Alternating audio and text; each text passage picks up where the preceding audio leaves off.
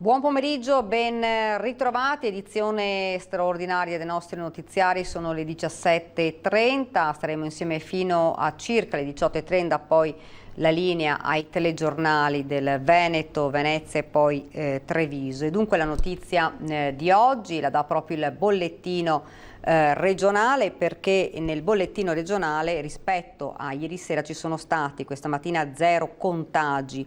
Casi attualmente positivi sono 755, quindi diminuisce il numero dei casi positivi, mentre le persone in isolamento domiciliare sono 847. Per quanto riguarda i ricoveri, in totale sono 271 nel Veneto, 13 si trovano ancora in terapia intensiva, mentre 0 i decessi rispetto appunto a ieri sera, ovviamente in attesa poi di avere il bollettino regionale di questa sera.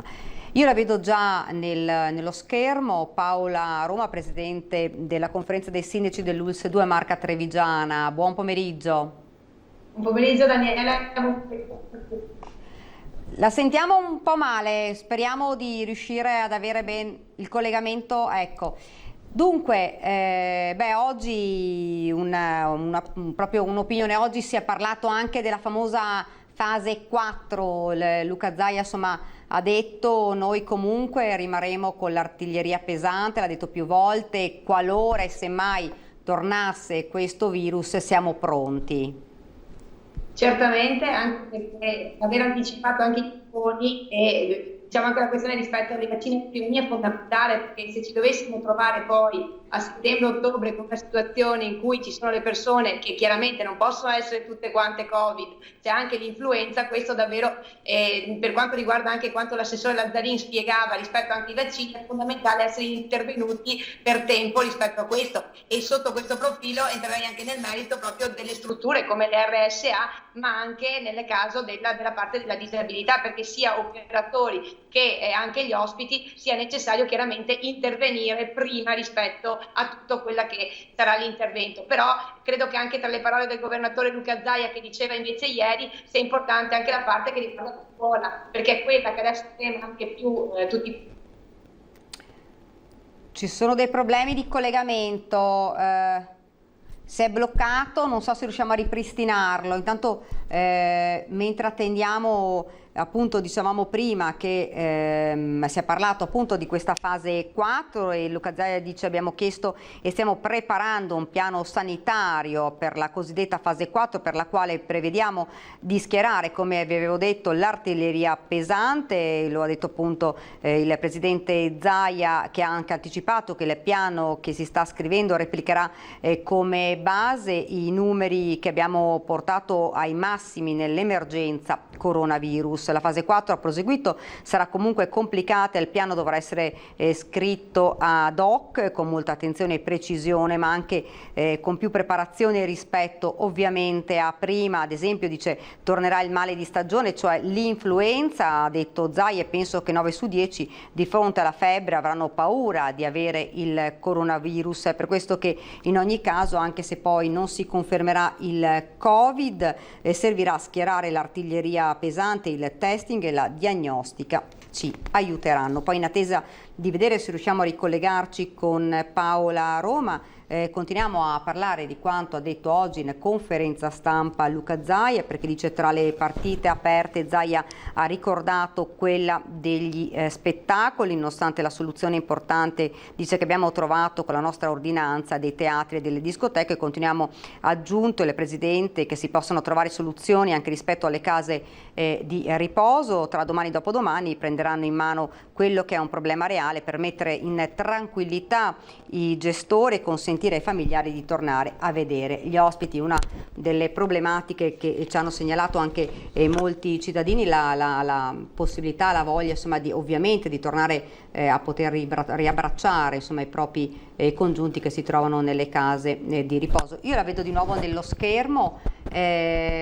Salve di nuovo. Eccoci Paola. Qua. Ecco, ci risiamo. Sì. Dunque parlavamo... Sì, quindi... della parte della scuola, che quindi è una cosa molto importante rispetto a quello che vede i sindaci impegnati come commissari di governo, quindi con il discorso delle risorse, quello che deve essere garantito, è fondamentale che venga anche dato una chiara indicazione, ma soprattutto dal governo esca quale sarà la soluzione, che di certo non può essere un plexiglass, perché chiaramente questo diventa una cosa veramente improponibile per tutti quanti. Proprio questa è una cosa che va verso quello che dovrebbe essere invece un'apertura al mondo della scuola, che sono stati i primi ad avere, diciamo, il blocco da parte dell'attività. Ecco, parlavamo anche prima dei centri estivi, insomma, la partenza di questi centri. Sì, allora con le linee guida chiaramente della Regione Veneto, che sono diventate più rilevanti rispetto a quelle che erano previste dal governo, che erano veramente improponibili, ora con l'azienda sanitaria a livello di conferenza dei sindaci si stanno formando 1200 persone, proprio a questa sera, insomma abbiamo finito un'ora fa l'ultimo corso, 1200 persone che sono quelle che andranno, sia ragazzi minorenni che erano i famosi volontari che aiutavano una volta, che anche gli educatori a fare questo corso. Io ringrazio davvero il Dipartimento di Prevenzione dell'azienda sanitaria, ma anche l'area minori, infanzia e adolescenza, perché grazie a questo tipo di intervento permette anche a livello di consultorio eventualmente di prendere in carico quelle situazioni particolari dei ragazzi che hanno vissuto chiaramente il lockdown in questo periodo. Dunque, insomma, si sta riaprendo un po' tutto e anche le belle giornate. Questo volevo chiederle perché lei comunque è sindaco di Ponte di Piave, quindi in una zona dove insomma ci può essere anche un po' di assembramento, il ritorno insomma sul Piave. In queste giornate, a parte i giorni di pioggia, insomma, com'è andata? No, è andata bene, ma soprattutto vedo che le persone sono rispettose con l'utilizzo della mascherina, soprattutto, e poi anche rispetto alla situazione del Piave sono diventate importanti anche un po' le linee guida sulle attività turistiche, che sotto il profilo che riguardano quelle cosiddette spiagge libere, nelle quali ci riteniamo anche noi sotto il profilo dell'utilizzo dell'area del Piave, ricordano i buoni comportamenti, quindi DPI, poi la distanza del metro, e quindi diventa fondamentale. Tra queste cose, come comune siamo invece intervenuti con una convenzione con la FIPSAS, che segue tutta la pesca sportiva, proprio per darci una mano anche per quel che riguarda, diciamo, tutte quelle persone che ci lasciano anche rifiuti lungo l'area golenale, ma soprattutto per quella che è l'attività di controllo, la verifica ittico-venatoria, quindi tutta la parte della pesca, ed è una cosa fondamentale che vede chiaramente questi volontari proprio anche in questa situazione a dare una mano all'amministrazione anche rispetto alle segnalazioni che ci danno. Ecco, qualcuno è preoccupato magari dicono insomma quando ci sarà ancora bel tempo ci saranno controlli nelle zone per evitare insomma appunto assembramento, evitare che lasciano magari mascherine a terra, che è una cosa che sta purtroppo accadendo. Guardi, questo sicuramente sì, Daniela, ma facciamo anche appello ai cittadini, perché oltre alla buona volontà dei volontari che ci hanno seguito durante l'emergenza, ma anche questi volontari che nella loro attività di pesca ci verranno incontro rispetto alla verifica, io faccio appello ai cittadini, non solo residenti ma anche non residenti, che vengono da noi, chiaramente rispetto alle altre aree del Piave, per arrivare alla nostra, insomma lasciano fuori l'auto e arrivano a piedi, però chiediamo che chiaramente venga tenuto un certo tipo di rispetto del territorio anche per le persone che ci abitano. Non dimentichiamo che ci sono persone che abitano nell'area golenale anche, quindi non è solamente un luogo dove si va a fare un giro, ma ci sono anche persone che ci abitano. Ecco, cambiando un attimo l'argomento, prima stavamo leggendo in attesa del ripristino del collegamento, Luca Zaia, il governatore, ha già detto tra domani e dopodomani prenderemo in mano, parlando delle case di riposo, quello che è un problema reale per mettere in tranquillità il gestore e consentire ai familiari di tornare a vedere gli ospiti. Abbiamo appunto saputo che in molte case ancora questa insomma, diciamo libertà tra virgolette di poter visitare i propri congiunti ancora non c'è, e probabilmente mancano ancora insomma delle linee guida. Sì, le linee guida ci sono state, però chiaramente con l'evoluzione anche epidemiologica è necessario rientrare in merito a queste, anche perché lascia chiaramente al gestore la modalità di incontro tra l'ospite e il familiare, e quindi sotto questo profilo chiaramente una rivisitazione che verrà fatta dalla Regione Veneto va proprio nel senso dei dati che voi avete citato anche all'inizio rispetto anche ai casi di contagio, e ricordiamo insomma che anche i numeri di contagio tra operatori e ospiti chiaramente si sono praticamente azzerati rispetto ai numeri, quindi è fondamentale che si intervenga rispetto a dare delle indicazioni che fino ad ora chiaramente venivano date da parte del direttore della struttura, del presidente, rispetto a come intervenire, e credo che appunto la Regione Veneto, come ha fatto per la prima parte sia per le strutture residenziali e semiresidenziali rispetto a questo tipo di intervento, chiaramente sarà fondamentale. oltre alle strutture per disabili, magari l'ASA parlerei un attimo di quelle per disabili, perché abbiamo fatto una serie di progetti dove vede anche essere ripartiti con 220 progetti organizzati dall'azienda sanitaria con un rapporto 1-1, quindi tra operatore ed ospite, e poi altri 466 invece che riguarda proprio l'attività dei gruppi, quindi questi utenti messi assieme con un operatore, quindi un rapporto 1-5. Sotto questo profilo alcune famiglie, circa un 200 famiglie che venivano seguite dall'azienda sanitaria, invece hanno preferito non intervenire sotto questo profilo, ma tenere a casa gli ospiti e quindi avere solo un rapporto telefonico direttamente con l'azienda sanitaria. E ringrazio lo IAF e tutta la parte della disabilità che sta seguendo tutto questo tipo di intervento. Ecco, vogliamo spiegare insomma qualcosa circa questi progetti? Sì, questi progetti sono progetti che vengono individuali, per esempio nel caso rapporto 1-1, che vengono stabiliti tra il soggetto disabile con direttamente l'ente gestore. Questo passa attraverso l'autonomia della persona, quindi la proposizione di alcune proposte di attività laboratoriali o lavorative rispetto a quello che si può fare utilizzando quelle che erano le modalità dei CEOD, e fondamentalmente l'altra parte di intervento invece è a gruppi e quindi con progettualità che vengono condivise insieme nella giornata e sulle quali vede la individuazione di abilità anche dei nostri ragazzi con quelle che sono poi le attitudini che loro hanno.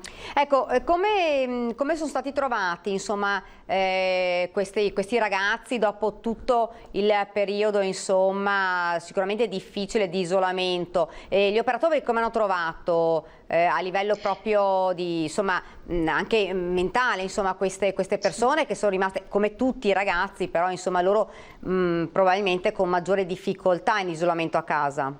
Guarda Daniela, direi che c'è anche un forte senso di responsabilità tra di loro nel rispetto dell'operatore, anche nel rispetto della distanza, piuttosto che è diventato magari sotto certi profili anche con la parte dei ragazzi un gioco nel mettersi anche a fare delle cose differenti per capire cosa significa la distanza, ma chiaramente avevano bisogno di poter ritornare gradualmente insieme ad affrontare queste progettualità. E davvero io ringrazio gli operatori, ma comunque l'azienda sanitaria che anche durante il lockdown comunque telefonava a casa i ragazzi e quindi era comunque vicina al territorio. Ecco, diceva che invece una parte dei ragazzi ha preferito insomma rimanere insomma nell'ambito familiare. Sì, quindi non hanno aderito, diciamo, a queste progettualità che erano state messe in campo. Chiaramente è una scelta volontaria con sottoscrizione anche in questo caso di un protocollo tra la famiglia e l'ente gestore, e chiaramente comunque sono sempre continuamente monitorate dall'azienda sanitaria, proprio perché qualora lo ritengono di poter intervenire si riapre anche per loro. Ricordiamo che prima di aprire sono stati fatti i tamponi a ospiti e operatori, quindi chiaramente in totale sicurezza prima di partire con ogni tipo di progettualità. C'è una sorta ancora di preoccupazione? Ma diciamo che un po' meno rispetto all'inizio, però chiaramente sotto il profilo magari della responsabilità anche del gruppo diventa fondamentale la responsabilità di ognuno, quindi credo che questo ce lo stanno insegnando loro nel mantenere la distanza o nel rendere quasi un gioco questo rapporto di distanza tra uno e l'altro. Ecco Paolo, un'altra cosa, un'altra partita importante sarà quella della scuola, ne ha accennato oggi anche il governatore Zaia. Insomma, sicuramente una partita difficile perché ancora non si capisce come avverrà il rientro nelle scuole. Esattamente, ed è quello che ci preoccupa più di tutto, perché chiaramente se dobbiamo anche attrezzare le scuole, dobbiamo anche metterle con determinate misure o quant'altro, non può essere il sindaco o il commissario di governo senza avere dei fondi per poter intervenire, quindi diventa veramente critica la cosa, ma soprattutto perché i ragazzi che sono chiaramente stati i primi a subire questo lockdown, trovarsi in una situazione un po' particolare di questo tipo dove cioè, se c'è, giustamente diceva il governatore Zaia, se c'è il plexiglass vuol dire che non siamo ancora fuori dalla fase, quindi credo che serva un forte segnale da parte anche del governo nel riprendere per mano la situazione e chiaramente ridiscuterla chiaramente con le regioni. Ecco, oggi il sindaco di Treviso diceva tutta l'estate l'amministrazione dovrà pensare a come organizzare insomma le scuole, anche lì da voi lo stesso problema ovviamente. Sicuramente, e non solo le scuole pubbliche, ma proviamo a pensare anche alle paritarie che abbiamo sul territorio, e quindi chiaramente ci dobbiamo dare insieme una mano per cercare di trovare le soluzioni migliori per i nostri ragazzi. È chiaro che puntiamo molto sui centri estivi, ed è per questo che a livello di conferenza di sindaci, quindi dei 94 comuni, ci abbiamo tenuto molto con l'azienda sanitaria a portare avanti la progettualità che ci permette di avvicinarci ai ragazzi e di dare anche un po' di sicurezza anche alle famiglie e di aiuto, che in questi 2 mesi i genitori lavoreranno, e quindi era una cosa che stava a cuore a tutti noi. Ecco, l'adesione ai centri estivi è stata buona, nonostante insomma all'inizio la preoccupazione anche per le rette. Sì, sicuramente si sta cercando di intervenire, speriamo che rispetto ai dati che lo Stato ci ha richiesto per il tramite della Regione arrivino anche i finanziamenti che dovranno passare attraverso la conferenza Stato-Regioni, quindi chissà che davvero quello che il governo diceva dare arrivi veramente ai comuni, che poi lo destinano chiaramente a chi fa i centri estivi per noi, quindi un'opportunità non solo per riavvicinare i ragazzi anche a livello come amministrazioni, e quindi offrire la nostra proposta educativa, ma anche quello dei privati, perché chiaramente per dare una mano anche alle nostre ville, dove ci sono anche ristoranti eccetera, che qualcuno si attrezzasse anche rispetto a questa parte dei centri estivi darebbe una mano anche a loro, che in questa fase chiaramente stanno sentendo di questo lockdown. Ecco, vi aspettavate maggiore affluenza nei centri estivi, oppure insomma eravate insomma già preparati?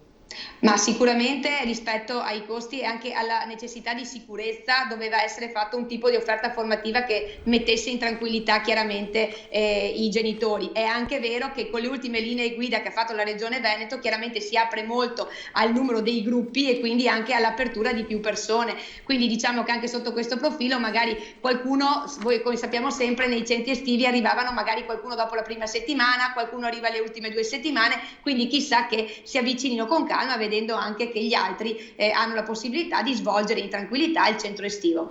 Ecco, centri estivi anche, come abbiamo detto, i progetti per i ragazzi disabili che andranno avanti per tutta l'estate.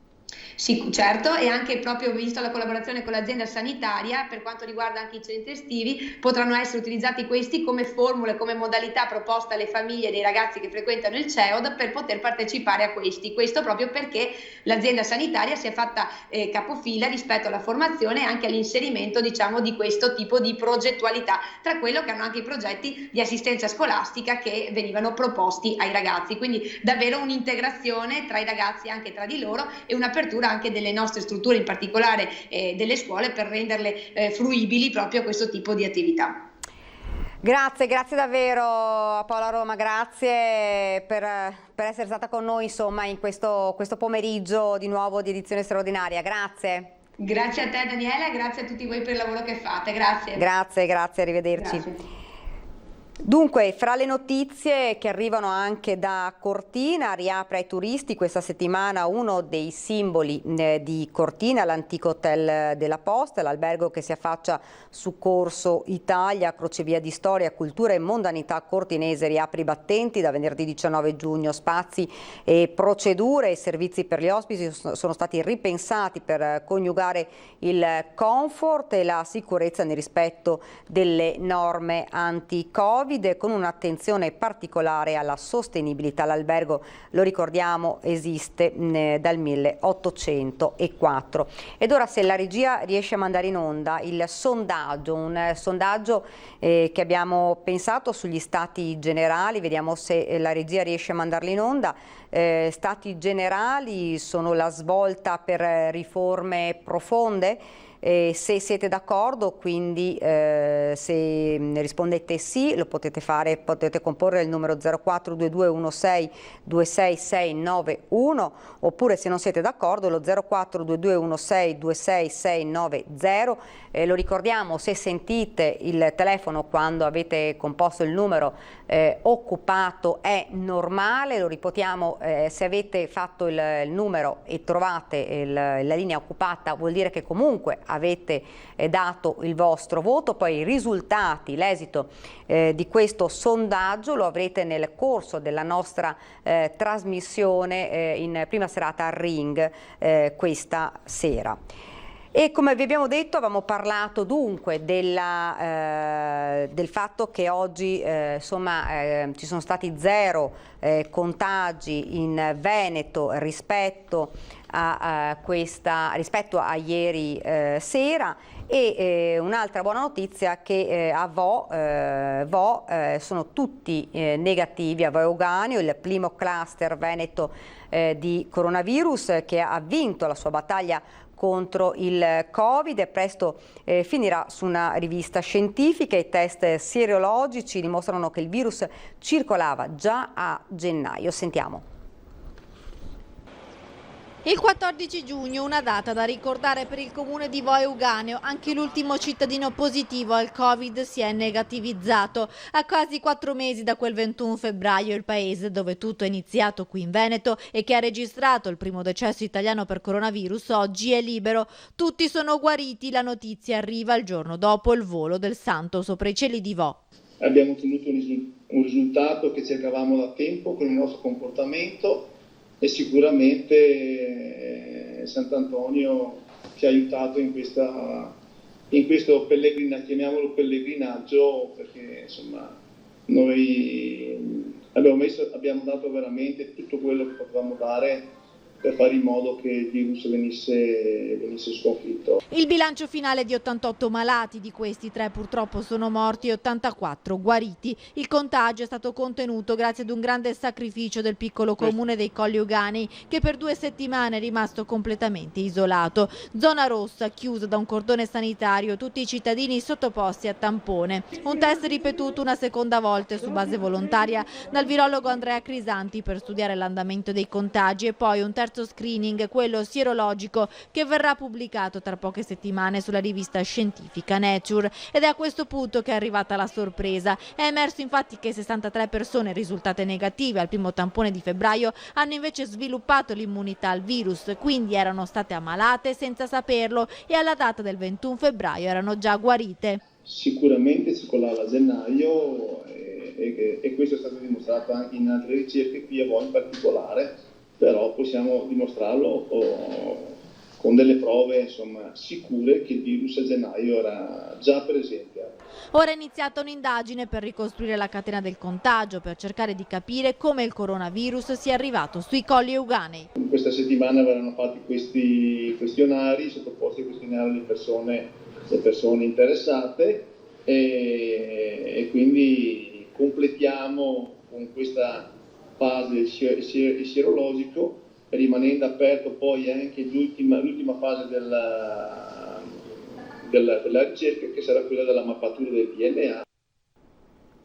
Rimaniamo a Padova perché dall'inizio dell'emergenza sanitaria i 1100 dipendenti dell'Istituto Oncologico Veneto IOV di Padova sono stati sottoposti a 5.084 tamponi e 3.159 test serologici rapidi, per una media di 100, 200, 120 tamponi fra i 90 e 100 test rapidi al giorno. Lo ha reso noto oggi il direttore generale Giorgio Roberti nel corso di un aggiornamento sul monitoraggio del contagio nelle sedi dell'istituto. Per quanto riguarda i pazienti chirurgici, lo IOV conta circa 400 tamponi eseguiti entro 48 ore prima del ricovero. In questo caso il paziente rimane, ha spiegato, in una stanza singola fino all'esito del test, mentre i pazienti sintomatici delle attività ambulatoriali vengono sottoposti a tampone al momento dell'accesso e poi mandati a casa in attesa dell'esito. In caso di problemi con l'esito del tampone, il paziente viene sempre gestito come se fosse positivo sia nei reparti di degenza che nelle sale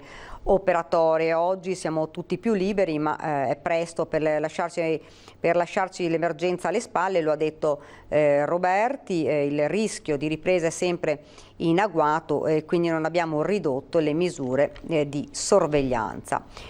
E sempre per quanto riguarda sempre Padova, tutti i pazienti e i dipendenti sono negativi negli ospedali dell'ULSS Euganea, sono liberi dal Covid, i medici però avvertono mai abbassare la guardia.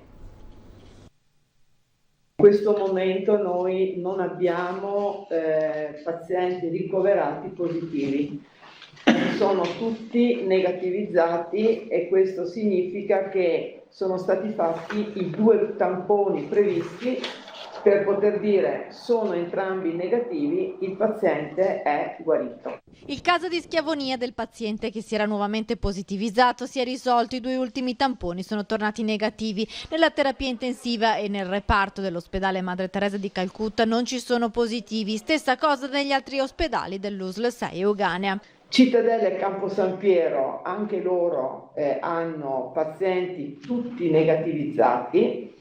Questo, dalle verifiche che abbiamo fatto, il dato si riferisce a pazienti che erano in precedenza positivi e dovevano essere sono in via di dimissione.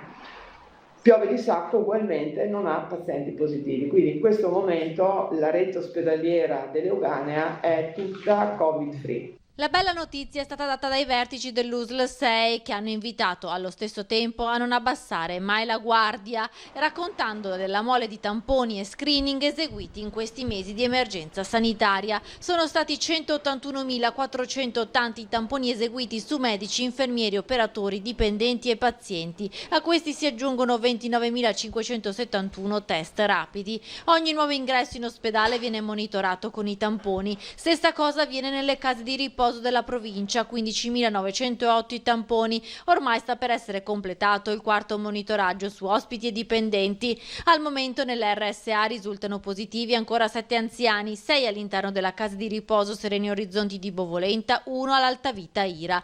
Non si tratta di nuovi focolai, ma di persone ammalate da tempo che non riescono a negativizzarsi. Intanto c'è un'altra buona notizia che riguarda l'ospedale di Schiavonia. Torna a lavorare in medicina a Schiavonia l'infermiere Lanfranco Mazzon, di 62 anni, che era rimasto ricoverato un mese nel suo ospedale di Schiavonia. L'infermiere Lanfranco è stato intubato ed è rimasto in una settimana in terapia intensiva. È stato dimesso il 24 aprile e ora, dopo questi mesi difficili, ha deciso di ritornare in reparto.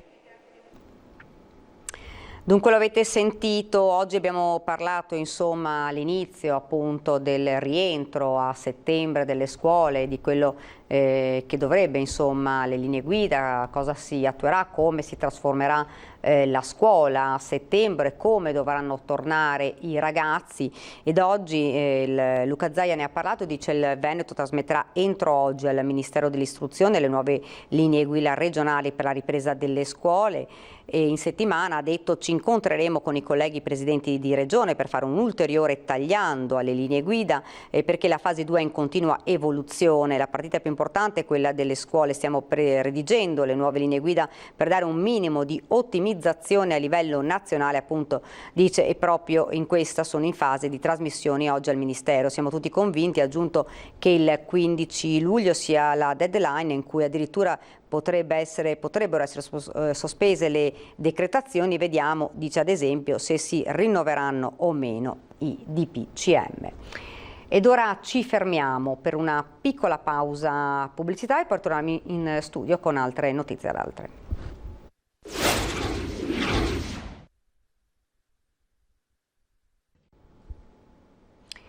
Rieccoci nuovamente in studio, sono arrivati anche i dati nazionali, cala ancora il dato giornaliero dei contagi da coronavirus in Italia con un incremento di 303 casi rispetto a ieri, quando si era registrato una crescita di 338. Il dato della Protezione Civile comprende attualmente positivi, vittime e guariti. In Lombardia i nuovi contagi sono 259 in più, pari all'85,5% dell'aumento odierno in Italia. Il numero dei casi totali è arrivato a 237.290 e in molte province, in molte regioni il contagio è pari a 0, come ad esempio nel Veneto rispetto a ieri.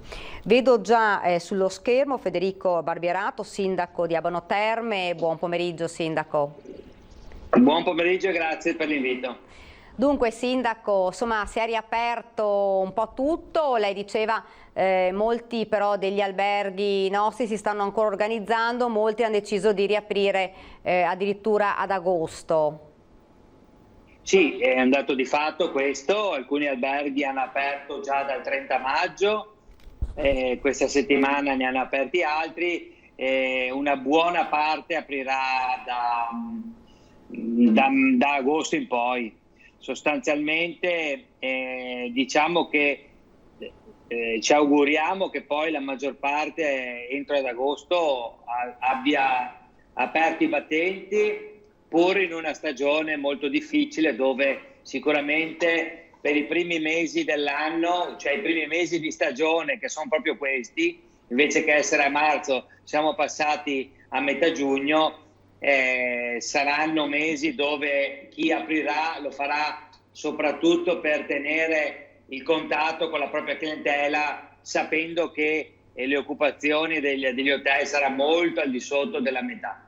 Ecco, Sindaco, però insomma c'è stato un movimento maggiore, insomma, hanno cominciato ad arrivare, noi abbiamo sentito, va bene, le zone balneari sicuramente hanno cominciato ad arrivare anche gli stranieri, ha cominciato ad esserci qualcosa in più anche lì da voi? Qualcosa sta arrivando, è evidente che per noi i mesi caldi, soprattutto luglio, sono mesi storicamente dove molti alberghi chiudevano per fare le ristrutturazioni, perché poi ad agosto arriva un periodo dove si va dritti fino a gennaio.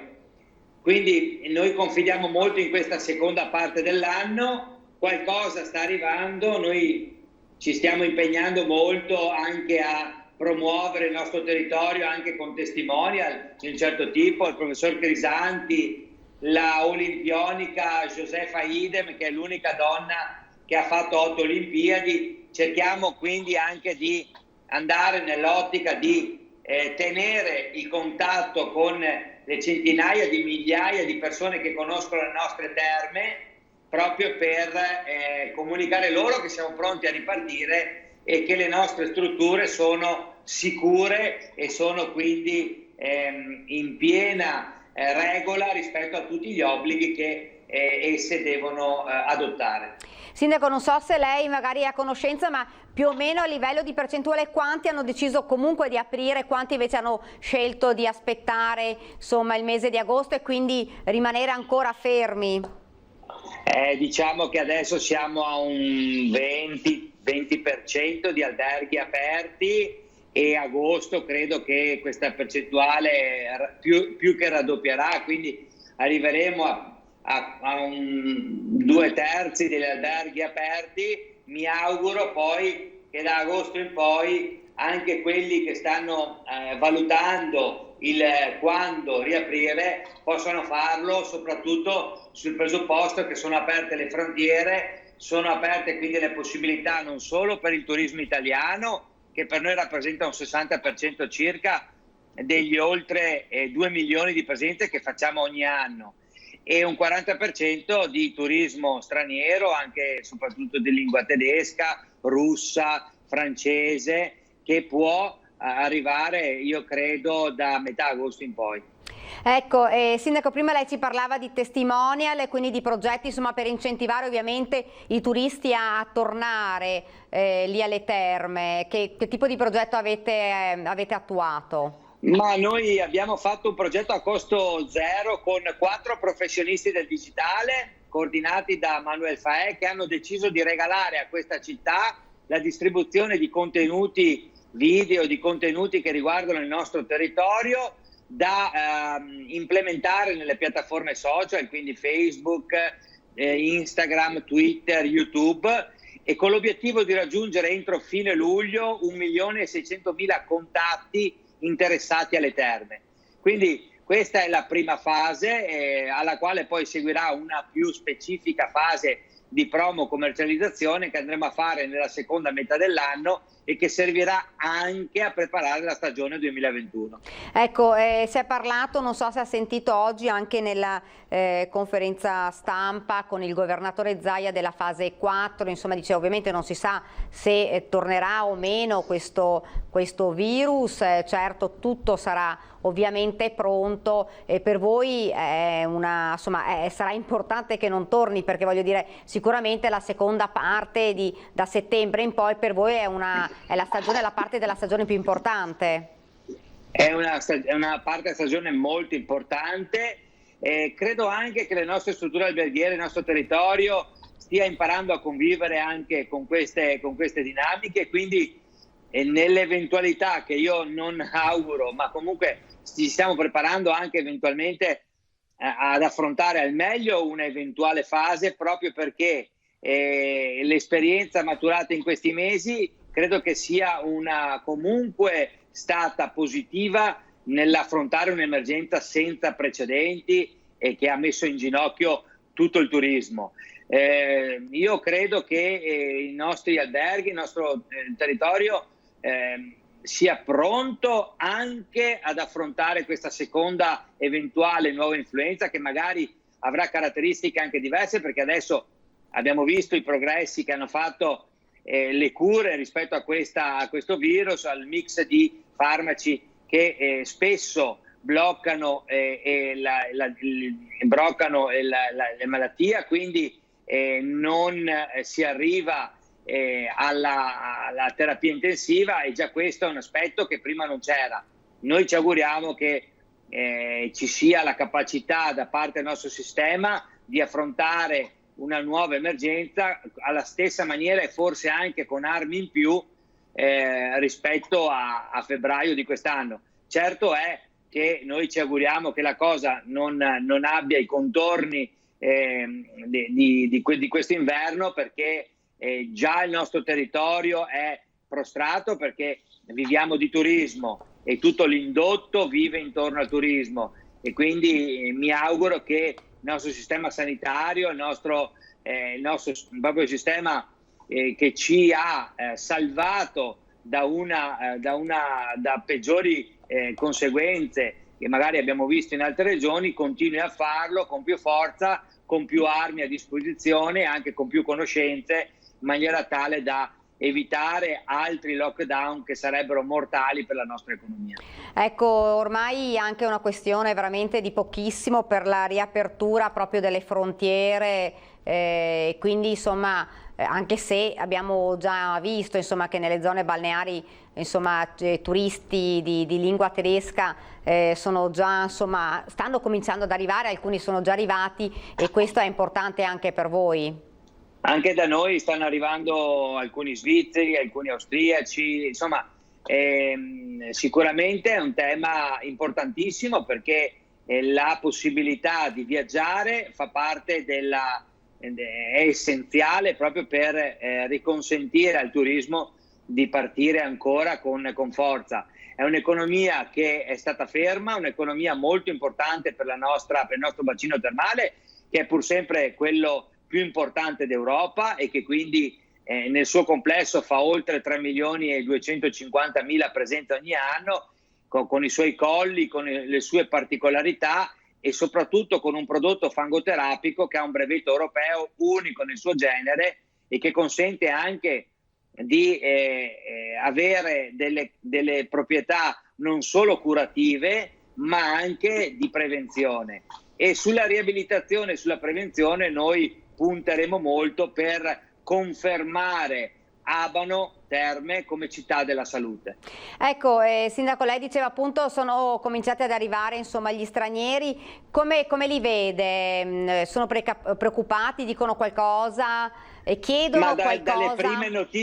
Dalle prime notizie che abbiamo sono un po' più tranquilli di noi e quindi hanno vissuto forse in maniera un po' diversa la pandemia, quindi hanno anche una capacità di adattamento, una capacità di affrontare questa situazione in maniera forse meno pesante della nostra. Certo è che i nostri apprezzano molto la sicurezza che viene garantita all'interno di ogni hotel, all'interno di ogni struttura, perché non da adesso ma da sempre i nostri hotel sono un presidio di sanità, perché hanno tutti un medico al proprio interno, quindi il tema della salute non da adesso ma è da sempre al centro dell'attenzione dei nostri operatori termali e dei nostri imprenditori. Ecco, comunque vi chiedono le misure di sicurezza oppure sono totalmente tranquilli, insomma? No, loro diciamo che sono abbastanza rispettosi delle misure di sicurezza. I nostri alberghi e gli hotel, come anche i negozi, le attività commerciali sono tutte organizzate proprio perché si erano preparate al meglio già da marzo in poi, con protocolli dedicati, con misure che consentano sicuramente di lavorare in sicurezza, ma anche di fare una vacanza tranquilla con la garanzia della qualità e la garanzia anche della sicurezza, che oggi sappiamo essere l'argomento, insieme alla salute, più ricercato dai turisti. Ecco, Sindaco, ormai sta ripartendo tutto, si parla anche di sagre, insomma di manifestazioni. E lì da voi com'è adesso il clima? Noi abbiamo parecchi anche momenti di festeggiamento popolare, le sagre, le feste. Ad oggi siamo tutti in attesa di capire come poterle organizzare, perché è evidente che lo faremo, ma con un'attenzione molto elevata rispetto anche alla capacità di garantire proprio quel flusso in tutta sicurezza, che manifestazioni che attirano migliaia di persone sicuramente devono essere, ripensate proprio in questa ottica. Credo che abbiamo sia le strutture che la capacità di poterlo fare. Sicuramente sarà un'esperienza nuova che cercheremo di affrontare senza perdere le nostre tradizioni. Ecco, dicevano insomma per le sagre c'era insomma un po' di preoccupazione, perché dicevano insomma se non si può fare una cosa non si può fare l'altra, alla fine dice la sagra diventa solo il momento magari per mangiare e poi andare a casa, e quindi diciamo si perde quella tradizione che era la tradizione paesana. No, noi infatti credo che da adesso in poi, insieme anche alle parrocchie, a chi organizza, dovremo stare molto molto attenti a far vivere un momento in sicurezza senza perdere quella convivialità, quella capacità di relazioni che questi eventi hanno. E allora questa è la sfida, assieme anche a quella di riproporre certe tradizioni, come mi ricordo una su tutte, i nostri bigoli di Monterosso, che sono un piatto che ha una DECO, una denominazione comunale, vengono prodotti a mano con macchinari attraverso il torcio, che è un macchinario molto molto caratteristico, che viene proprio utilizzato nel corso della festa, in particolare della festa di San Bartolomeo. Questo aspetto noi avremo piacere di mantenerlo. Certo che dobbiamo cercare di portarlo avanti con la massima sicurezza, perché nessuno oggi ha la certezza di organizzare questi eventi senza rischi. Quindi la valutazione che faremo da oggi in poi sarà quella soprattutto legata alla sicurezza di chi viene nelle nostre feste, e che deve avere naturalmente la precedenza rispetto a tutte le altre valutazioni. Ecco, c'è qualche appuntamento particolare che magari per voi è importante da non perdere? Ma noi adesso abbiamo aperto il museo di Villa Bassi, quindi è la prima cosa che abbiamo riaperto, un museo molto bello in una villa molto caratteristica, e credo che la settimana prossima ospiteremo anche gratuitamente tutti coloro che hanno lavorato nella sanità, per dare loro un piccolo ringraziamento rispetto a quello che hanno fatto nel momento di emergenza. Quindi museo, e poi stiamo a vedere alcune iniziative che abbiamo in mente a inizio luglio e che saranno magari ufficializzate nei prossimi giorni. Pensiamo a una settimana dello shopping e a qualcosa di questo genere. Questo per sostenere anche le attività commerciali? Soprattutto sì, perché sono quelle che assieme agli hotel hanno sofferto di più, e dobbiamo far di tutto proprio per consentire loro di avere delle armi in più da giocarsi, per far ripartire un'economia che è rimasta ferma per troppo tempo. Ecco, state anche attendendo, come stavamo dicendo prima, delle linee guida per capire come si dovrà fare per le sagre e per le manifestazioni, ovviamente. Noi avevamo anche in programma dei concerti. È evidente che tutte queste cose che attirano centinaia o anche migliaia di persone, noi adesso dobbiamo un po' capire se e come si possono fare, perché nessuno è così irresponsabile da sottovalutare questo aspetto. Se riusciremo, assieme alle istituzioni, assieme a chi poi detta le regole, a farlo in sicurezza, non ci tireremo indietro. Però adesso credo che dovremmo analizzare bene i pro e i contro di alcuni eventi che normalmente hanno luogo nel nostro territorio e che dobbiamo capire se realizzare oppure no. Sindaco, la ringrazio, grazie davvero. Vi ringrazio dell'invito e vi auguro una buona serata. Grazie e buon lavoro, Sindaco. Dunque, avete sentito insomma molti hotel, molte strutture anche di Abano Terme riprenderanno insomma l'attività ad agosto perché il mese di luglio era insomma considerato un po' il mese un po' un mese morto, se possiamo dirlo, per le zone appunto come le zone delle terme. Mentre altri invece hanno deciso di riaprire e vedere insomma come andava la situazione. Sembra bene, insomma, come avete sentito dal sindaco, già stanno arrivando anche i primi stranieri alle terme e non sembra che ci siano grossi problemi, anzi appunto come diceva il sindaco paradossalmente sono anche meno preoccupati di noi. Io vorrei invece, tornando al nostro sondaggio, vorrei rileggervi il sondaggio che daremo, che vi proporremo nel corso anche dei nostri telegiornali fra pochi minuti e il cui esito ve lo diremo durante la trasmissione Ring di questa sera. Dunque lo vedete, stati generali sono la svolta per le riforme profonde, se siete d'accordo, quindi se volete rispondere sì fate lo 0422 1626 691, se invece non siete d'accordo lo 0422 1626 690.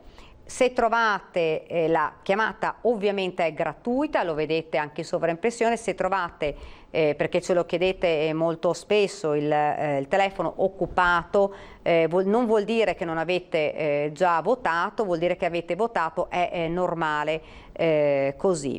Dunque abbiamo detto prima riguardo ai dati nazionali, intanto l'ultimo dato nazionale che sono 26 le vittime per il coronavirus registrate nelle ultime 24 ore in Italia, in calo rispetto a ieri quando sono state 67, era il 28 di febbraio che non si registrava un numero così basso di morti, quel giorno furono 21 mentre il giorno dopo ne furono 29, quindi in Lombardia quest'ultima giornata sono registrate 8, mentre ieri ne sono state 21. Il numero totale delle vittime in Italia sale dunque a 34.371, dunque lo avete sentito in calo, fortunatamente anche il numero dei decessi. Ed ora ci fermiamo perché termina qua questa edizione straordinaria dei nostri notiziari. Fra pochi minuti il telegiornale regionale. Grazie per averci seguito e buon pomeriggio.